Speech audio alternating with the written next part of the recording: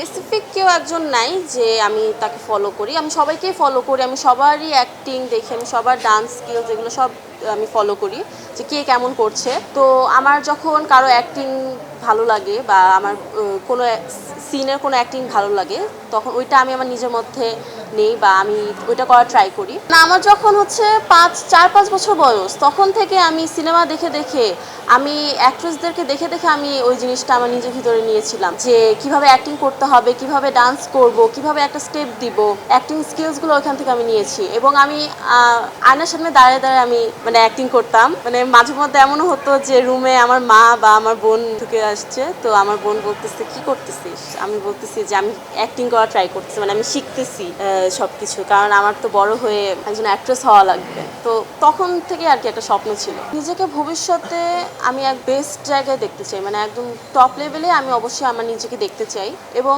Jazz মাল্টিমিডিয়ার যে একটা মানে বলেছে আজিজ ভাইয়া যে সবাই আমাকে নিয়ে অনেক মানে একটা আশাবাদী, মানে সবাই আমাকে নিয়ে আশা রেখেছে। তো আমি অবশ্যই ট্রাই করবো, আমি আমার বেস্ট ট্রাইটা দিব যাতে সবাই যেন নিরাশ না হয় আমার উপর, যাতে সবাই মানে আমি কারো আশাটা যাতে না ভাঙতে পারি, এটার জন্য আমি আমার বেস্ট ট্রাইটা দিব। আমি দরকার হলে আমি আমার নিজের মানে ঘাম ঝরে যা ইচ্ছা মানে আমি নিজেকে একদম করতে পারবো, কারণ আমি চাই, আমি কারো আশা ভাঙতে চাই না। সবাই চাচ্ছে যাতে আমি ভালো কিছু করি, আমি যাতে মিডিয়াতে ভালো কিছু করে আমি যাতে দাঁড়াতে পারি। তো এই সবার যেহেতু আশা আছে, আমি ইনশাল্লাহ আশাটা পূরণ করবো।